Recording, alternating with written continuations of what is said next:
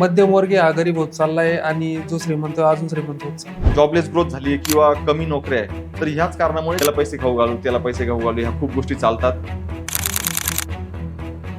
भारताचं असं होतं की आपल्याला इथे समजा एखादा प्रोजेक्ट टाकायचा आहे, आपल्याला जमीन अधिग्रहण करायची, आपल्याला 50 परमिशन घ्यावं लागतात.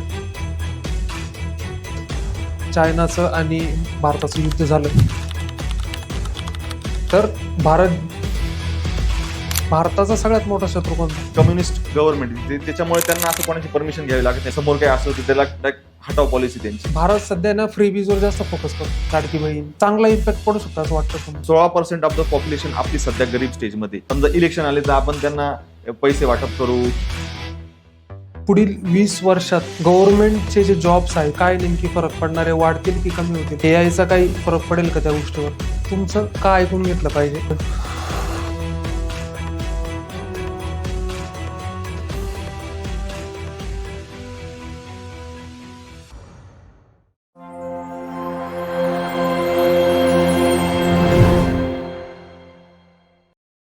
जर आज एखादा व्यक्ती तुम्हाला बघतोय आणि त्याने तुम्हाला का ऐकलं पाहिजे असं जर मी तुम्हाला विचारलं, 1 तास त्याने हा पॉडकास्ट ऐकण्यासाठी का इन्व्हेस्ट केला पाहिजे असं मी तुम्हाला जर विचारलं, तर याचं काय उत्तर आहे? काय आवडलं तुम्हाला? तर पहिले तर माझं नाव निखिल पिंगळे आणि मी 7 वर्ष सिव्हिल सर्व्हिसेस एक्झामचा अभ्यास केला, ज्याला आपण UPSC म्हणतो. आणि मी त्यामध्ये 2 इंटरव्ह्यू पर्यंत पोहोचलो. तर आजचा जो पॉडकास्ट आहे त्याचा मेन जो टॉपिक आहे हा आपला इराण आणि त्याच्यावर भारताचे परिणाम, गोल्ड, डॉलर वगैरे होणारे परिणाम सगळे भारताच्या अर्थव्यवस्थेवर, यावर आपला टॉपिक आहे. तर सांगायचं असंच आहे की हे सर्व गोष्टी आपल्याला खूप दूरच्या वाटतात आणि आपल्या ज्या डेली लाईफमध्ये याचा इम्पॅक्ट होत नाही असं कुठेतरी आपल्याला एक वाटतं. पण हेच मी आजच्या पॉडकास्टमधून हे सांगण्याचा प्रयत्न करणार आहे की ज्या आंतरराष्ट्रीय लेवलच्या ज्या गोष्टी घडताय त्याच्या आपल्या डेली लाईफवर त्याला सिम्पल वेनी माझं सांगण्याचं एक काम राहील. आणि याला सामान्य जो वर्ग आहे, मिडल क्लास झाला, शेतकरी वर्ग झाला, स्टुडंट झाला, तर यांना सर्वांना ह्या इकॉनॉमिक ज्या टर्म्स आहे, इकॉनॉमिक ज्या रिलेशन्स आहे, आता पंतप्रधानांनी काही गोष्टी आपल्याला करायला सांगितल्या, ते का करायला सांगितल्या, त्याच्या मागचे अर्थकारण काय, तर ह्या सर्व गोष्टी मी तुम्हाला एक सोप्या भाषेत सांगण्याचा माझा प्रयत्न राहील. ओके. याची सुरुवात जर म्हणायला गेली ना, तर आपण सध्या म्हणतोय की भारत हा फास्टेस्ट ग्रोईंग इकॉनॉमी आहे, तरी पण सामान्याला याचा फायदा जाणवत नाही. याचं काय नेमकी रिझन आहे? फास्टेस्ट ग्रोईंगचं आकडेवारी जर बघितली आपण तर सध्या 7.7% आपलं ग्रोथ रेट आहे, जो की जे सर्व जर आपण देश बघितले तर सर्वांमध्ये सगळ्यात फास्टेस्ट ग्रोईंग आहे. पण याच्यामध्ये कसं आहे, 2 कन्सेप्ट वेगळे असतात. एक असते ग्रोथ रेट आणि एक असते डेव्हलपमेंट. बरोबर. आता ग्रोथ रेट मध्ये आपण आकडेवारीवर फोकस करतो आणि डेव्हलपमेंटमध्ये आपण ऑलराऊंड फोकस बघतो. ऑलराऊंड म्हणजे त्याच्यामध्ये तुमचं एज्युकेशन येतं, हेल्थ येतं, स्टँडर्ड ऑफ लिव्हिंग येतं आणि ते लोअर क्लास पासून तर हायर क्लास पर्यंत येतं.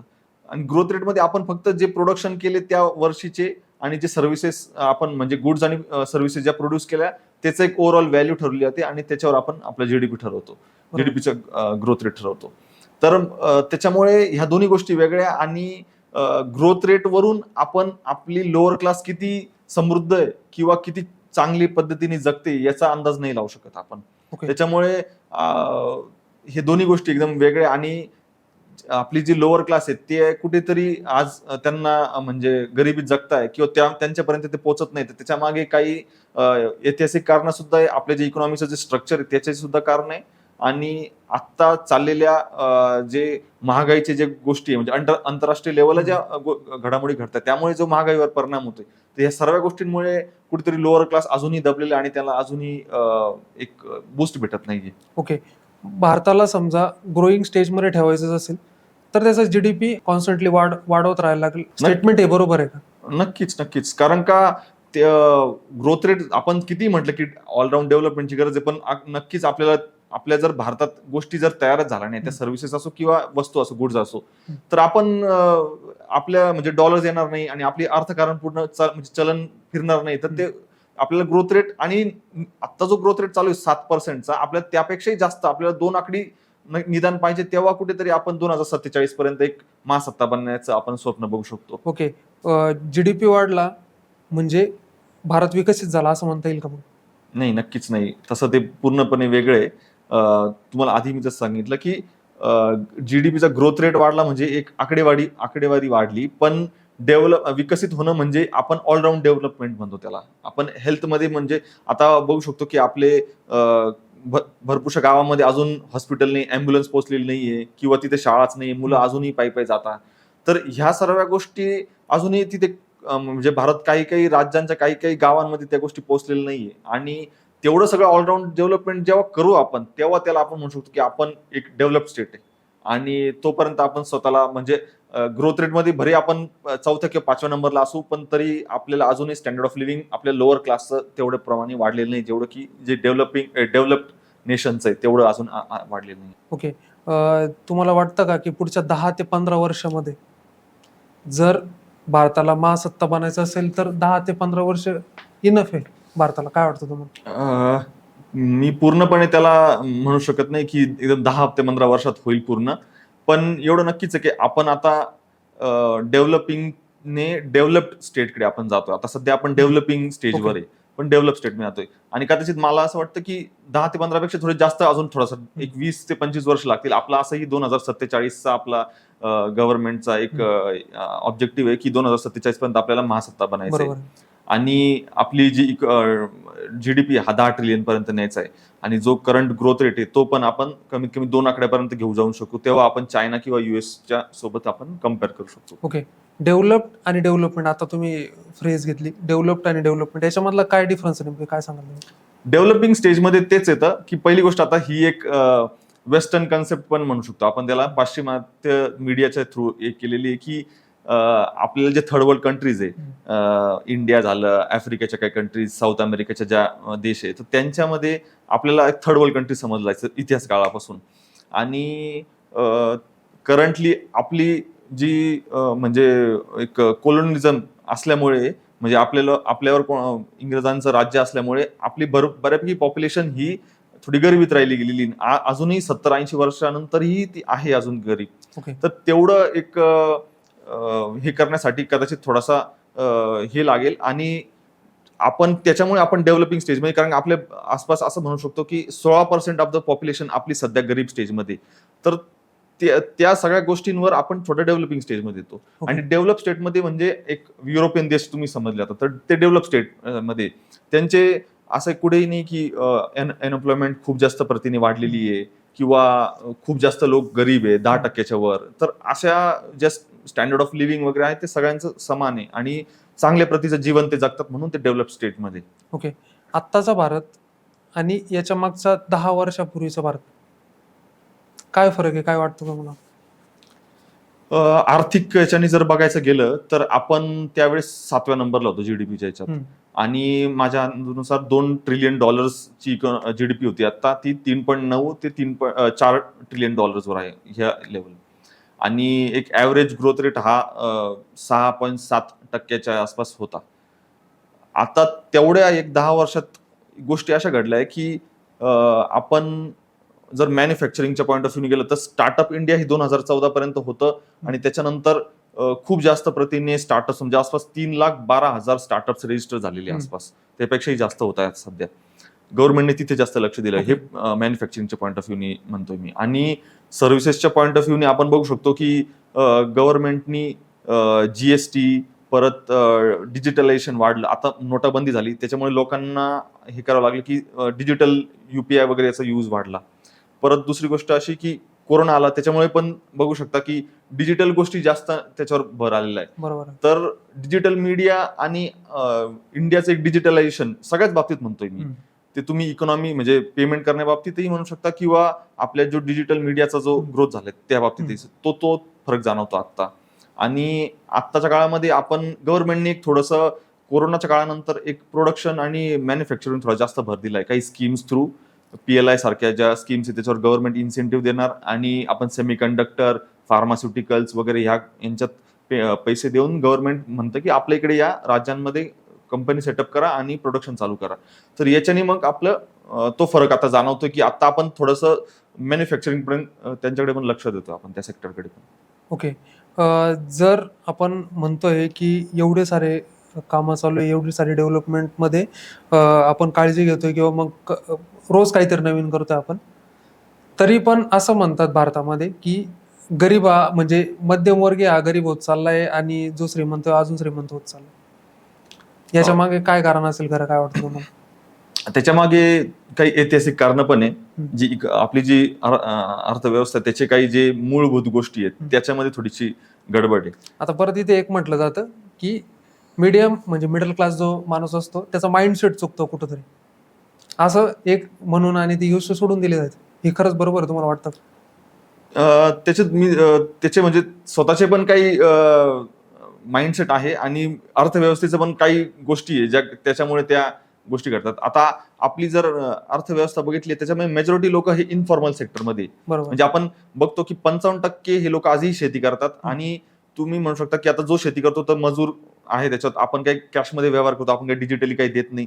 आता तो कॅशमध्ये व्यवहार असल्यामुळे त्याला न पेन्शन, न पीएफ, न त्याला इन्शुरन्स, त्या किंवा बँकिंग जी फॅसिलिटी भेटते त्याला काहीच ती भेटत नाही. बरोबर. आणि त्याच्यामुळे कुठे तर तो अर्थव्यवस्थेच्या फॉर्मल जी फायदे आहे, त्याच्यातून तो बाहेर गेलेला आहे. बरोबर. आणि गव्हर्नमेंटला सुद्धा तो डेटा न भेटल्यामुळे गव्हर्नमेंट सुद्धा त्याच्यासाठी काही स्कीम्स आणू शकत नाहीये. तर हा बरोबर. कुठेतरी तिथे एक इश्यू आहे. दुसरी गोष्ट, जसं मी तुम्हाला सांगितलं, जॉबलेस ग्रोथ आहे. आणि त्याच्यामुळे जेवढं भेटलं इनफॉर्मल याच्यामध्ये, समजा खडी फोडायला गेला किंवा एखाद्या कन्स्ट्रक्शन याच्यावर कामाला गेला, तर जेवढी हातमजुरी जेवढी भेटली त्याला दिवसाची, तेवढ्या याच्यावर तो भागतोय. दुसरी गोष्ट परत अशी झालेली की सध्याच्या काळात एखाद्या व्यक्तीचा जो पगार आहे तो ज्या पटीने वाढला पाहिजे तो आता असं समजा की 3% किंवा 4% वाढलेला आहे आता. पण महागाई ही 7 ते 6% वाढलेली. तर कुठेतरी तो पगार आणि ती महागाई त्याला ती पगार कॅचअप नाही करत तो. जो की पगार आपला 10% वर पाहिजे होता, म्हणजे मध्ये 3% किंवा 4% मार्जिन भेटलं असतं, ते आता भेटत नाहीये. ती कुठेतरी ती महागाई वाढत असल्यामुळे ते आपण कॅचअप नाही करते आणि आपली स्टँडर्ड ऑफ लिव्हिंग तेवढं मेंटेन करण्याच्या नादात आपला असं समजू शकतो की 50 ते 60% पगार आपला त्या रोजच्या गरजा भागवण्यात जातोय. त्यामुळे सेव्हिंग्ज होत नाहीये आणि मग तो कर्जाच्या याच्यात अटकून जातो. आणि परत आपण म्हणू शकतो की सोशल मीडियाने पण आपण कंपॅरिझन आपलं वाढतं की तो तिकडे फिरायला गेला म्हणून मी पण जाणार, त्यांनी गाडी घेतली तर मी पण गाडी घेणार. मग ते कंपॅरिझननी पण एक गोष्टी ह्या, आता आपण तुम्ही जो पॉईंट मांडला की इथे मिडल क्लासचं पण चुकतं का, तर मिडल क्लासचं इथे एक चुकतं की तो कधी कधी एका मोठ्या माणसाच्या कंपॅरिझन करण्याच्या नादात तो स्वतःचे जे सेव्हिंग्ज आहे त्या गोष्टी, ते लोन घेण्यात तो जास्त पुढाकार घेतो. आजकाल ते बघू शकतो आपण की लोन्स घेण्यात त्यांना जास्त हे, म्हणजे ऍसेट क्रिएशन आणि नुसतं लोन घेण्यात हे कुठेतरी फरक आहे. आपण असा निव्वळ म्हणजे गाडी घेण्यासाठी खर्च करतोय आणि एखादं ऍसेट क्रिएशनसाठी ज्याच्याने आपल्याला पैसे भेटणार आहेत ते लोन घेण्यात, दोघांमध्ये फरक आहे. तर मिडल क्लास कुठेतरी त्याच्यात गडबडतोय. पण मूळ कारण मला असं वाटतं त्याच्या सवयीपेक्षा ही अर्थशास्त्राचं जे कारण आहे ते जास्त हे इम्पॉर्टंट आहे ह्या केसमध्ये. ओके. आता जर रिसेंटली तुम्ही एक न्यूज ऐकली असेल तर आपल्या पंतप्रधानांनी ना सोनं खरेदी करण्यास म्हणजे थांबवायला लावलंय. इंटरनॅशनल टिप्स करणं पण थांबवायला लावलं. काय कारण आहे याच्या मागचं, काय सांगाल तुम्ही? त्याच्या मागे मेन कारण असं आहे की आत्ता जे युद्धाची सिच्युएशन जी चाललेली आहे युएस आणि इराणची, तर त्याच्यामुळे झालं असं आहे की तेल महागलं आणि आपल्याला आता मूलभूत गोष्ट ही की आपल्याला एलपीजी गरजेचं आहे घरात आणि तेल ही गरजेचं आहे कंपन्यांना सुद्धा, गाड्यांना सुद्धा, ट्रान्सपोर्टेशनसाठी. बरोबर. तर आता जो क्रूड ऑइल होता, कच्चा तेलाचं जे बॅरल होतं ते $90 पर बॅरल होतं. ते आता 105 पर्यंत पोहोचलेलं होतं या युद्धाच्या काळामध्ये. तर त्याच्यासाठी आपल्याला जास्त डॉलर मोजावं लागतं. बरोबर. तर त्या केसमध्ये असं होतं की आपण डॉलर ऑलरेडी तिकडे खर्च करतोय, तर आपण बाकीच्या ठिकाणी आपण कमी खर्च करू असं त्यांचं म्हणणं होतं. आता ओव्हरऑल आपली जी आरबीआयकडे डॉलरची जी साठा आहे तो 600-650 बिलियनचा डॉलरचा साठा आहे. तर मग याच्यामध्ये कसं असतं, आपल्याला समजा गोल्ड आपण आयात करतो, मॅक्झिमम आपण गोल्ड सगळं आयात करतो, म्हणजे 95% आसपास किंवा त्याच्यापेक्षाही जास्त आपण गोल्ड आपल्याकडे खाणी आहे ना, खूप कमी आहे. खूप म्हणजे ते तुम्ही आता केजीएफ वगैरे ते ऐकलं असेल, ते खूप म्हणजे तुरळक हे प्रोडक्शन आहे आपलं. आपण 90%च्या वर आपलं इम्पोर्टवर सगळं चालतं. ओके. मग आता असं आहे, तुम्ही जर बाहेरून जेवढं जास्त गोल्ड हे करणार, आता त्याच्यात तुम्हाला दोन आधी जेवढं गोल्ड करायचो, आधी समजा ₹100 आपण द्यायचो, तर आता लोक गोल्डकडे जास्त पळायला लागले. त्यामुळे ते ₹100 गोल्डची रेट आता $200 झालेला आहे. बरोबर. त्यामुळे तुम्हाला ते जर आयात करायचं तुम्हाला जास्त डॉलर्स मोजावे लागतात आणि आपला जो डॉलरचा साठा आहे तो आपण तेलासाठी ठेवतोय. तर तिथे कुठेतरी मग पंतप्रधानांना हे सांगायचं होतं की तुम्ही तिथे जास्त खर्च नका, फक्त गरजेच्या ज्या गोष्टी आहे, समजा एखाद्याचं लग्न आहे बाबा, मुलीचं लग्न आहे, तुम्हाला आता ऑप्शनच नाही आहे सोनं घ्यायचं तरच घ्या, पण फक्त म्हणून स्पेक्युलेशन आपण करतो की बाबा इन्व्हेस्टमेंटसाठी पाहिजे तर ते करू नका, त्यांचं असं म्हणणं होतं. त्याच जागी मग सॉव्हरेन गोल्ड बॉन्ड वगैरे ह्या खूप स्कीम्स आल्या, त्यांनी चालवल्या होत्या मागेही सुद्धा, आताही आहे त्या, मग तिकडे करा. आणि आतल्या आतच आपलं म्हणजे हे राहील, गोल्ड आपलं डॉलर्स राहील, हे त्यांचं मेन होतं. आणि आपण फॉरेन ट्रिपचं पण त्याच्या मागे तेच कारण आहे की ओके. फॉरेन ट्रिप म्हणजे इथून आता तुम्ही गेले 10,000 रुपये गेले, तुम्हाला ते डॉलर्स मध्ये कन्वर्ट करावं लागणार आहे बाहेरच्या देशामध्ये बरोबर. जाताना, तर मग परत तुम्ही डॉलर मागणी वाढणार त्याची, आणि कुठेतरी मग आपल्या डॉलरचा साठा कमी होणार, जो की आपल्याला तेलासाठी वापरायचा, तो ते नका करू असं त्यांचं म्हणणं होतं. ते थोड्या दिवसांसाठी ते टाळा. ओके. पंतप्रधानांनी मी तुम्हाला सांगितलं जसं की गोल्ड खरेदी करण्यास मनाई केली होती, तरी पण गोल्डचे रेट इन्क्रीज झाले, पब्लिकनी बाईंग सुरूच ठेवली. त्याच्या मागचं काय कारण नेमके काय वाटतं तुम्हाला? आता कसं असतं, जे आपण म्हणतो पण तुम्हाला इन्व्हेस्टिंग, असं म्हणायचं की ज्या गोष्टीला एखादा नाही म्हटला, तर मग त्या गोष्टीकडे जास्त माणूस पळतो.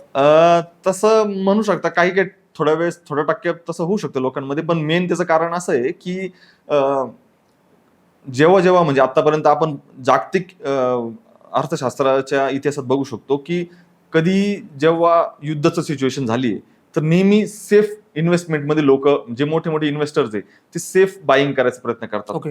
सेफ बाईंग कुठे असते? धातूमध्ये, म्हणजे मोस्टली ओके. सिल्वर किंवा गोल्डमध्ये. काय कारण त्याचं?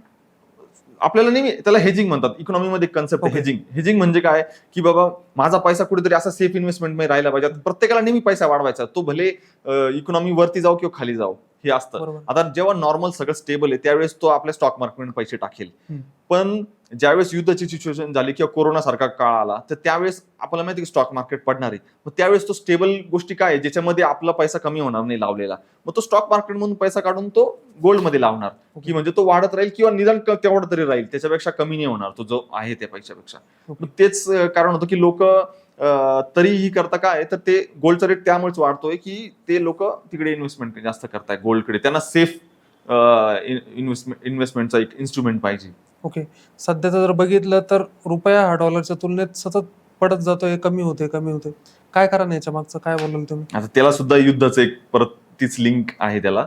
तर आपण जसं बघितलं की जास्त डॉलर मोजावं लागतात, तेल वगैरे जे पण गोष्टी आयात करतोय आपण. आता नुसतं तेलाबद्दलच नाही ही गोष्ट, आता त्या मार्गे किंवा ज्या पण गोष्टी येत आहे आपल्या, जो पण वस्तू असतील आपल्या, तर म्हणजे तुम्ही एवढंच समजू शकता की त्या युद्धामुळे आपला जो शेतीमध्ये आपण युरिया वगैरे वापरतो, तो पोटॅश वगैरे पण आखाती देशांमधून येतो. बरोबर. तर त्याच्यामुळे ते सगळ्या गोष्टी वाढल्या. आता ते जे टँकर इकडे ट्रान्सफर करता, तर ते युद्धामुळे त्यांचं इन्शुरन्स कॉस्ट वाढली, लॉजिस्टिक कॉस्ट वाढलेली.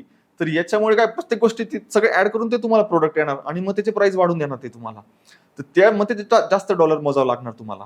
तर जास्त डॉलर मोजावं लागणार म्हणजे काय होतं, आता डॉलर आणि रुपीचं जे कनेक्शन आहे ते असं आहे की जेव्हा डॉलरची डिमांड वाढली तेव्हा रुपी जास्त घसरतो. ओके. तर मग आता डॉलरची डिमांड वाढलेली आहे, त्यामुळे तो आता समजा 85 रुपये होता $1, तो आता 90-95 पर्यंत गेलेला आहे. बरोबर. तर मग तीच गोष्ट होती. तरी पण आता याच्यावर गव्हर्नमेंट आणि आरबीआय पावलं उचलते काही काही.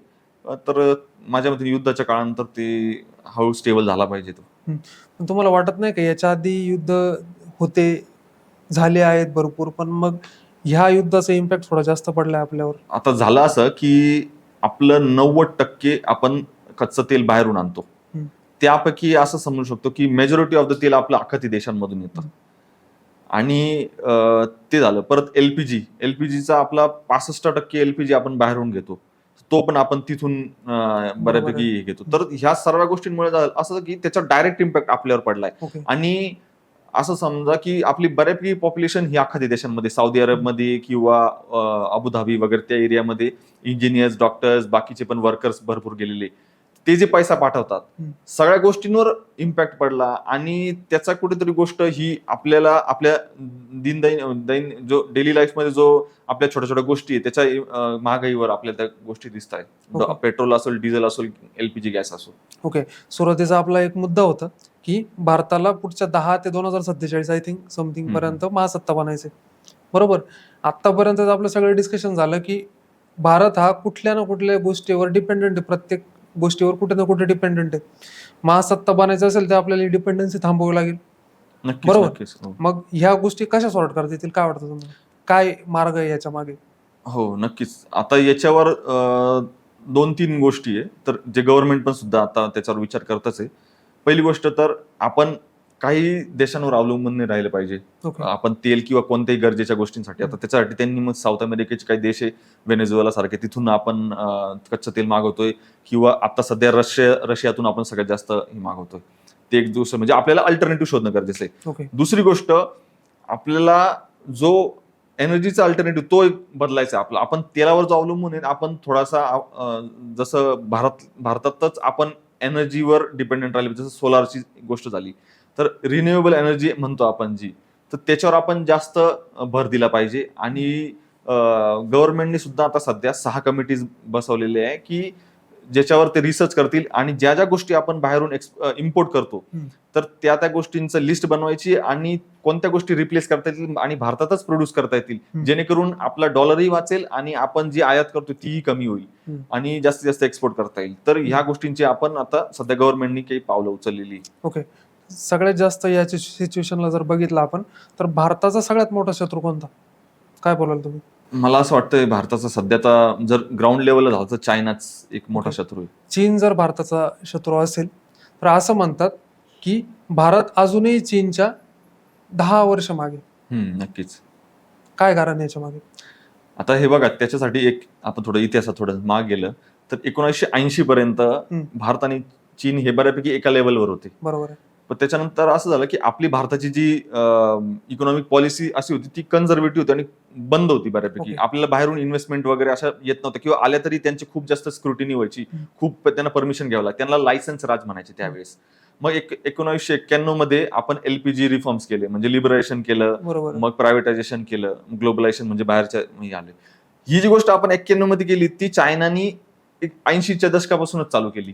त्यांचे जे तेव्हाचे प्राईम मिनिस्टर होते, तर त्यांनी US सोबत त्यांचं आधी थोडंसं म्हणजे हे होतं, थोडंसं वाद होते त्यांचे, बट त्यांनी मैत्रीपूर्ण हे करून आणि जी US मध्ये आपले काही म्हणजे आपण म्हणतो स्टुडंट्स पाठवून तिथे त्यांना ट्रेनिंग देऊन त्यांना परत चीनमध्ये बोलवलं. Okay. आणि तिथे त्यांना म्हणजे कंपनीज उघडायला लावल्या आणि इन्व्हेस्टमेंट आली, US मधून टेक्नॉलॉजी आणली आणि खूप हुशारीने त्यांनी त्यांची पॉलिसी केली, म्हणजे खास करून इकॉनॉमिक पॉलिसी.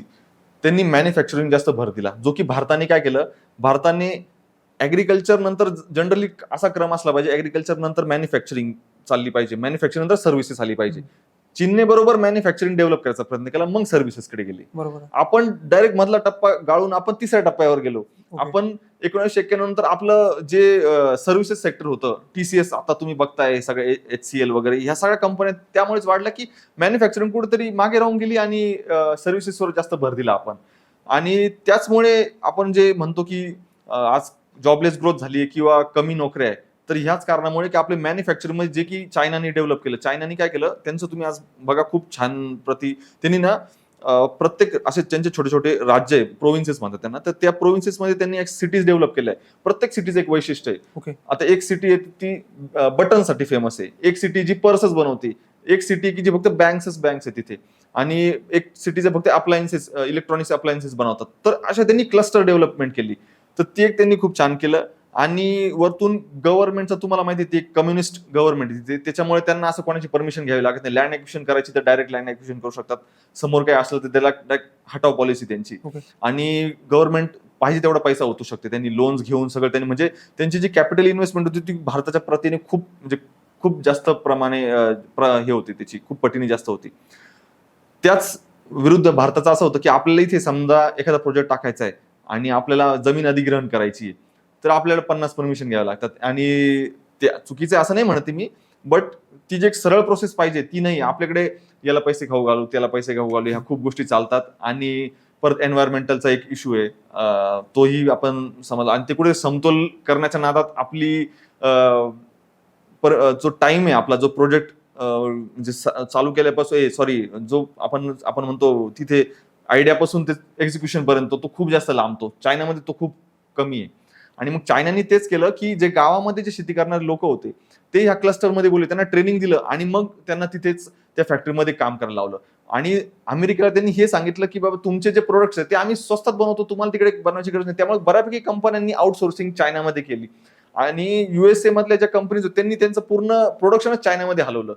तर तुम्ही त्यामुळे आजकाल भारतात सुद्धा प्रोडक्ट्स बघू शकतात, मेड इन चायना, त्याचमुळे भारतात सुद्धा बऱ्यापैकी इलेक्ट्रॉनिक गोष्टी या चायनातून येतात, ते ह्याच कारणामुळे येतात. भारताने ते कुठेतरी स्किप केलं, आपण सर्व्हिसेसकडे जास्त दिलं, त्यामुळे आज भारत IT सर्व्हिसेससाठी ओळखला जातो आणि मॅन्युफॅक्चरिंगसाठी नाहीये. आणि आपल्याकडे कुठेतरी जनता अजूनही जॉब का शोधते, तर मॅन्युफॅक्चरिंग लो कॉस्ट जे प्रोडक्शन जॉब्स आहे ते नाही आपल्याकडे. जर भारताचा सगळ्यात मोठा शत्रू जो असेल तो चायना असेल आणि तो जर आपल्या 10 वर्ष पुढे असेल तर त्याला टक्कर देणं हे नक्कीच अवघड असणार. नक्की. आता त्याला जर आपल्याला कम्पीट करायचं तर काय काय गोष्टी केल्या पाहिजे, आपल्याला काय वाटतं? कारण मी असं पण ऐकलंय की भारतात जर बघायला गेलं तर भारतात आहे ना एज्युकेशन हे तुमचं नॉलेज बेस्ड एज्युकेशन असतं किंवा मग थेरोटिकली सगळं समजावतात. आणि त्यांच्या इकडे जर बघितलं चायनाकडे तर लहानपणीच त्याच्या स्क्रूड्रायव्हर असतो त्याच्या हातामध्ये, असं मी ऐकलेलं आहे. हो, हो. या खरंच गोष्टी जर इतक्या असतील तर आपण कम्पीट करू शकतो का भारताच्या मानाने चायनाला? काय वाटतं तुम्हाला? नक्कीच आपण काही गोष्टींमध्ये नक्कीच आपण करू शकतो. आता प्रत्येक देशाच्या काही स्ट्रेंथ आणि काही विकनेस असतात, बरोबर. तर चायनाने पण काही चुका केलेल्या आहेत त्याच्यामध्ये. तर त्यांनी वन चाइल्ड पॉलिसी केलेली होती, म्हणजे प्रत्येक कपलने फक्त एक अपत्य जन्माला घालायचं. आणि त्याच्यामुळे आज त्यांच्याकडे एक यंग पॉप्युलेशन जी पाहिजे ती नाहीये, पण आपल्याकडे खूप येते. आणि आपलं एक मीडियन एज जर धरलं तर 27 वर्ष हे आपलं मीडियन एज, म्हणजे आपली जी पूर्ण पॉप्युलेशनचं जर एक वय ठरवलं तर ते एक 27 कुठेतरी ऍव्हरेज येते आपलं. ठीक आहे, त्याच्यामुळे यंग पॉप्युलेशन खूप आहे आपल्याकडे. म्हणून आपण त्याला जो डेमोग्राफिक डिव्हिडंड म्हणतो आपल्या देशाकडे तो आहे, तो आपण अजून काही दशकं तो नक्कीच वापरू शकतो. तर तो एक पहिला पॉईंट झाला. दुसरी गोष्ट अशी आहे की चायनाने जरी त्यावेळेस प्रोडक्शन वाढवलं, मॅन्युफॅक्चरिंग वाढवलं, पण आज त्यांची जी कॉस्ट ऑफ प्रोडक्शन ती वाढली आहे. आणि वरतून युएसला पण हे कळून चुकलंय की ते कुठेतरी त्याचा वापर करताय जास्त एक डिप्लोमसीमध्ये, म्हणजे चुकीचा वापर करताय चायना. तर मग ते आज चायनाच्या कंपन्यांना सँक्शन टाकायचा प्रयत्न करते, किंवा जे गोष्टी आयात करायचा आधी युएस, ते त्याच्यावर जास्त टॅरिफ लावतं, म्हणजे टॅक्स जास्त लावता येते, इम्पोर्ट ड्युटी. तर त्यामुळे मग कंपन्या काय करतात, आता नवीन देश शोधतात की जिथे ते जाऊ शकतात, त्यांचं प्रोडक्शन हलवू शकतात. त्यासाठी त्यांनी व्हिएतनाम वगैरे ह्या देशांमध्ये, म्हणजे जे साऊथ ईस्ट एशियाचे देश आहे तिकडे जातात. आणि भारत पण त्यांना म्हणजे आवडतो आणि भारताने पण त्यांना अट्रॅक्ट केलं पाहिजे. तर ती एक दुसरी गोष्ट. आणि भारताचा अजून एक स्ट्रॉंग पॉईंट असा आहे की भारत सर्व्हिसेसमध्ये, IT सर्व्हिसेसमध्ये खूप स्ट्रॉंग आहे. त्यामुळे जो AIचा बूम येणार आहे पुढच्या काळामध्ये, तो आपल्याला त्याचा जास्त फायदा करून घेणं गरजेचं आहे. तर आपली जी यंग पॉप्युलेशन आहे त्यांना AI मध्ये ट्रेनिंग करून देणं आणि म्हणजे शाळेंच्या सिलेबस मधूनच त्यांना ते शिकवणं की बाबा AI काय, AI एजंट्स काय असतात, LLM कशी चालते. तर ह्या सर्व गोष्टी आहे, त्यातून जर मुलं आजच शिकली तर ते कुठेतरी जेव्हा कॉलेज लेवलला जातील तर ते एक्सपेरिमेंट करायला लागतील आणि स्टार्टअप्स वगैरे ह्या गोष्टी मग वाढतील. आणि तुम्ही जे बसं बोलले की त्या शाळेंपासूनच हे करतो, तर आपल्या तो एक गोष्ट जी आपल्याला नीट करावी लागेल की शाळेमध्ये आपलं नेहमी थेरोटिकल नॉलेज किंवा आपण रटण्यावर जास्त भर देतो, तर ती गोष्ट कुठेतरी आपण बाजूला ठेवली पाहिजे. आणि प्रॅक्टिकल नॉलेज आपण मुलांना लहानपणापासूनच प्रश्न विचारणं हे शिकवलं पाहिजे की बाबा हे असं काय, ते तसं काय. आपण नेहमी त्याला दाबतो की नाही विचारू नको, तुला हे पाठांतर दिलं तेवढं पाठांतर कर आणि परीक्षेत जाऊन लिहून ये. तर हे परीक्षांचं स्वरूप आणि हे सगळ्याच गोष्टी बदलल्या पाहिजे. आणि चायनाने सुद्धा हेच केलं की त्यांच्या युनिव्हर्सिटीजमध्ये तुम्ही जाऊन बघाल तर कुठेतरी तुम्हाला दिसतं की ते एक्सपेरिमेंटेशन आहे ते आजही म्हणजे त्यांच्या याच्यात ते दिसतं. आपल्या इथे म्हणजे IITs किंवा काही तुरळक कॉलेजेस सोडले तर बाकी आपल्या ठिकाणी दिसतच नाही. आपले म्हणजे, आणि आपल्या इथे अर्थव्यवस्थेचा जो आपण म्हणतो की खूप सारे लोक आज अनएम्प्लॉईड आहेत, तर त्याच्यामध्ये कारण पण हे की आज ज्या कंपन्या आपल्या भारतात आहे त्या हे सांगतात की तुमचे जे ग्रॅज्युएट्स आहेत तर ते एम्प्लॉयबल नाहीये. म्हणजे तुम्ही ग्रॅज्युएशन डिग्री घेतलेली आहे तरी तुम्हाला त्या इंजिनिअरिंगच्या डिग्रीवर मी तुम्हाला जॉब देऊ शकत नाही, कारण का आम्हाला परत तो जेव्हा कंपनीत येतोय त्यावेळेस आम्हाला परत त्याला ट्रेनिंग द्यावी लागते, त्याचा खर्च परत वाढतोय आणि मग त्याला आम्ही काम हे करतो. म्हणजे तुम्ही कॉलेजमध्ये ऍक्च्युअली काहीच करत नाही, तुम्हाला फक्त एक कागद भेटतोय. तर ते जे आपण म्हणतो एक स्किल जी आहे ती इंजिनिअरिंग किंवा जो पण तुम्ही ग्रॅज्युएशन करताय ती प्रोफेशनल स्किल आहे ती डेव्हलपच होत नाही आपल्या याच्यात. या गोष्टीवरून मला काय वाटत आहे की आपण नुसतं सरकारला नावं ठेवतो की आज जर चायनाचं आणि भारताचं युद्ध झालं तर नक्की चायना जिंकणार आहे, हे तुम्हाला पण माहिती आहे मला पण माहिती आहे. पण मग ह्या जर चायनाला आपल्याला कम्पीट करायचं असेल तर ते कॉम्पिटिशन मोठं करण्यासाठी, चायनापेक्षा पुढे जाण्यासाठी तुम्ही जसं मगाशी पॉईंट केला की आपण काय करतो की लहान मुलांना आपणच सांगतो की प्रश्न विचारू नको, तू तुझं काम कर किंवा मग तू तुझं शिक्षण पूर्ण कर, ग्रॅज्युएशन घे किंवा डिग्री घे आणि कामाला जा. जर आई वडिलांनी जर एखाद्या त्याच्या मुलाला जर प्रश्न विचारायला शिकवलं, त्या प्रश्नांची उत्तरं जर मिळायला शिकवलं, तर आपण आपल्यापासूनच सुरुवात करू शकतो असं मला वाटतं पर्सनली. हो, नक्कीच, नक्कीच. म्हणजे याची सुरुवात आई-वडिलांपासून पण आणि शाळेच्या शिक्षकांपासून. शाळेचे शिक्षक सुद्धा आपण आज कोणी मुलांनी प्रश्न विचारला तर त्याला खाली बस, तू खाली बस, मी जेवढं फळ्यावर लिहिलंय तेवढं वाच आणि तेवढंच पाठांतर कर. तर त्या गोष्टी कुठेतरी हे केल्या पाहिजे. आणि आपल्या छोट्या-छोट्या गोष्टींपासून पण आपण म्हणजे घरात जे हे करतो, मुलांनी एखाद्या याच्यावर प्रश्न विचारला, की हे असंच काय किंवा तसंच काय? सोशल मीडियाच्या थ्रू पण आजकाल मुलांना खूप चांगल्या म्हणजे जे व्हिडिओज आहेत त्याच्याने आपण त्यांना की जगात काय चाललंय, जगात कोणतं नॉलेज येतंय, टेक्नॉलॉजी काय येते, ह्या गोष्टींवर आपण जर त्यांना थोडंसं शिकवलं, त्यांना प्रश्न विचारायला शिकवले, तर ह्या गोष्टींनी नक्कीच एक त्यांच्या एक आपण म्हणतो एक त्यांचा पर्स्पेक्टिव्ह वाढणार आहे कुठेतरी. आणि एक पुस्तकी ज्ञानापेक्षा एक प्रॅक्टिकल नॉलेज येणार आहे. म्हणजे आज मी बघतो तुम्ही चायनामध्ये किंवा US मध्ये तुम्ही बघाल एखाद्या पालकांचा जो पालकांना समजा एखाद्या मुलाला त्याच्या वाढदिवसाला गिफ्ट द्यायचंय, तर ते 3D प्रिंटर देत आहेत. बरोबर आहे. आणि आपल्या इथे मुलांना द्यायचं की बाबा मावशी मामांनी कपडे आणले, पैसे दिले, बिस्किट आणले, चॉकलेट्स आणले. तर ह्या कुठेतरी याच्यातून आपण थोडंसं बाहेर पडलं पाहिजे आणि आपण एक पुढच्या दिशेने आपण हे केलं पाहिजे. म्हणजे तुम्हाला एक साधं उदाहरण द्यायचं तर अमेरिकेमध्ये इलॉन मस्क सगळ्यांना माहिती आहे. इलॉन मस्क हे बाहेरच्या ग्रहांवर वस्ती वसवायचं एक स्वप्न बघता आणि त्याच्या दिशेने त्यांनी पावलं उचलले. म्हणजे आज तुम्ही बघता त्यांचा IPO आलेला आहे आणि ते सगळे पैसे ते तिकडे वापरणार आहे. तर त्यांची दिशा त्या लेवल चालली आहे. आपण आजही अजून पाठांतर आणि ती सगळ्या गोष्टींमध्ये अडकून गेलेलो आहे. ते कुठेतरी प्रॅक्टिकल नॉलेज आणि आपण एक एक्सपेरिमेंटेशनवर भर देण्याची खूप गरज आहे. आता मी मगाशीच तुम्हाला प्रश्न विचारला, की जर चायनाचं आणि भारताचं युद्ध झालं, तर भारत नाही जिंकू शकत सध्याच्या कंडिशनला. हे खरं आहे का? तुम्हाला काय वाटतं? मिलिटरी स्ट्रेंथ आणि इकॉनॉमिक स्ट्रेंथ ह्या सगळ्या गोष्टींना आपण थोडंसं वेगवेगळ्या पद्धतीने बघू. पॉलिटिकली पण. आता पॉलिटिकली बघायला झालं तर ते कम्युनिस्ट देश आहे. आपला डेमोक्रेटिक देश आहे. आपल्या इथे युद्ध करायचं म्हणजे आपल्याला पार्लिमेंटरी एक डिस्कशन घ्यावं लागेल आणि एक कॅबिनेट मीटिंग घ्यावी लागेल. हे सगळं त्यांचं तसं नाहीये.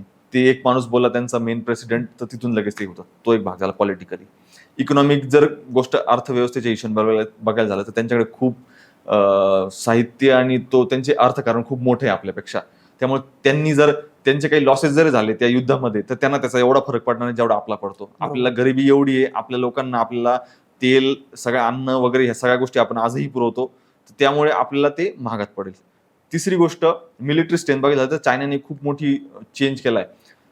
तर चायनाला हे माहिती आहे की आजच्या 21व्या शतकातलं युद्ध आहे, हे युद्ध जमिनीवर आणि मॅन टू मॅन नाही होऊ शकत आहे. त्यामुळे त्यांनी 50% त्यांची जी आर्मी आहे म्हणजे पर्सनल आर्मी जी आहे ती 50% कमी केली त्यांनी. ओके. त्याच्यामध्ये टेक्नॉलॉजी जास्त त्यांनी भर दिलाय. ड्रोन्स, रोबोट्स वगैरे ह्या गोष्टींचा जास्त त्यांनी वाढवलेला आहे टक्का. आपलंही अजूनही आपलं असं म्हणू शकतो की 20 ते 30 लाख आपले स्टँडिंग पर्सनल आहे आर्मीमध्ये. तर त्यामुळे ते त्या सेक्टरमध्ये ते तिथे जिंकताच किंवा टेक्नॉलॉजिकली ते आपल्यापेक्षा ऍडव्हान्स्ड आहे तिथे. पण जर मॅन टू मॅन म्हणाले तर आपल्याकडे ते जास्त आहे पॉप्युलेशन. तर पण तरी मला असं वाटतं युद्ध आपल्याला ते आता झेपू शकत नाही, कारण का ते अर्थकारण ते आपलं पूर्ण आपण आता डेव्हलपिंग स्टेजमध्ये आणि आपल्याला खूप साऱ्या गोष्टी करायच्या ज्या चायनाने ऑलरेडी केलेल्या. आपल्याला खूप साऱ्या आपला जो भारताचा ईशान्य भाग आहे वगैरे तिथे खूप डेव्हलपमेंटची गरज आहे. अजून खूप लोक गरीबीत आहे. लोअर क्लास आपण बघतो तर $4 पर डेवर जगतोय तो. तर ते कुठेतरी आपल्याला न परवडणार आहे आणि भारताने त्यामुळेच आपली पॉलिसी अशी की आपण आपला स्टँड नक्कीच मांडतो. आपण बॉर्डर ज्या डिस्प्युट्स होता आपले जम्मू काश्मीर लडाखमध्ये, पण आपण डायरेक्ट फ्रंट टू फ्रंट म्हणजे कॉन्फ्रंटेशन आपण टाळतोच आणि मला वाटतं तेच योग्य आहे सध्या. ओके. सध्याचा भारत तुम्हाला वाटतं की म्हणजे आता परत मी पुढच्या 10 वर्षात जातो, जर आपल्याला कम्पीट करायचं आहे चायनाला, तर आपण त्या बरोबर योग्य रोडमॅपवर आहेत का आपण? काय वाटतं तुम्हाला, की आपण बरोबर स्टेप्स घेत आहोत की पुढे आपण महासत्ता बनू शकतो? काही जर आपण स्टेप्स बद्दल बोललो तर काही बरोबर घेतोय आपण, पण काही गोष्टींमध्ये अजूनही आपल्याला करायची गरज आहे. तर असं थोडक्यात ज्या स्टेप्स आपण घेतलेल्या आहे किंवा घेतोय आपण त्या सांगतो मी तुम्हाला. आपण make in India, startup India, परत PLI ची स्कीम सांगली तुम्हाला. आता सेमीकंडक्टरचे 3-4 प्लांट्स भारतामध्ये येत आहे.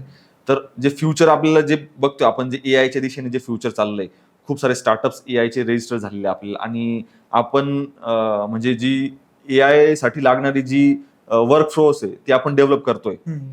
त्या दिशेने आपलं पावलं बरोबर चालले, पण काही अजून जुन्या गोष्टी आपण धरलेल्या आहे. म्हणजे आता सामाजिक गोष्टी जर झाल्या तर जात व्यवस्था वगैरे ह्या गोष्टी अजूनही आहे, गरिबी आहे.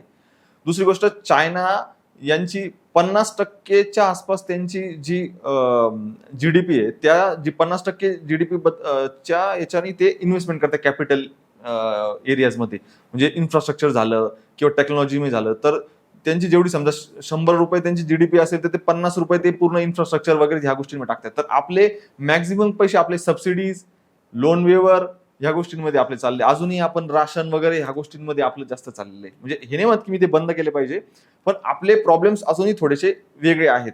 आणि भरपूरशा एरियाजमध्ये आपली डेव्हलपमेंट अजून बाकी आहे. करप्शन आपल्याकडे भरपूर आहे. आणि जसं सांगितलं की अजूनही आपला एक इंग्लिशमध्ये रेड टेपिझम म्हणजे ब्युरोक्रेसी आपल्याला जे आहे ती कुठेतरी आपल्याला अजूनही थोडीशी परमिशन्स वगैरे घ्यायला त्रास येतो आपल्याला. एखाद्याला कंपनी सेटअप करायची किंवा एखादा नवीन प्रोजेक्ट चालू करायचा आहे तर त्याला ती खूप जास्त टाइम लागतो आणि खूप परमिशन्स घ्यावे लागतात. ती कुठेतरी गोष्टी आपल्याला त्या गोष्टी बदलावे लागेल.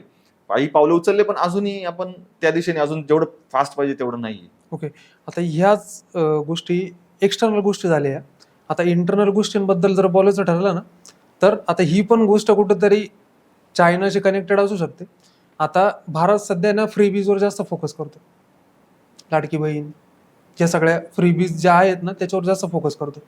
याने खरंच फ्युचरवर काही चांगला इम्पॅक्ट पडू शकतो असं वाटतं तुम्हाला? आता माझ्या पॉइंट ऑफ व्ह्यूने बघायला गेलं तर फ्रीबीजनी आपण फक्त आजचा दिवस ढकलतोय पुढे. ओके.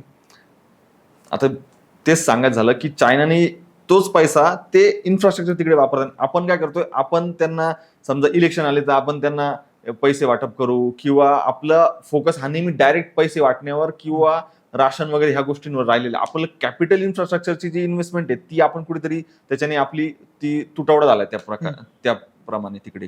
आणि आता समजा लाडकी बहीणचं झालं तर 40,000 कोटींचं त्याचं बजेट होतं त्या स्कीमचं. तोच पैसा जर आपण आपले शाळा सुधारण्यासाठी, मराठी शाळा आज बंद पडतायत त्या गोष्टींकडे, टेक्नॉलॉजी त्या शाळांमध्ये हे करण्यासाठी, किंवा रोड्स, बाकीचं जे इन्फ्रास्ट्रक्चर आहे टेक्नॉलॉजी वाईज, टेलिकम्युनिकेशनचं, हे सगळं डेव्हलप करण्यात जर वापरलं असतं तर आज मला वाटतं जास्त फरक पडला असता आणि तो लॉंग टर्म फरक पडला असता.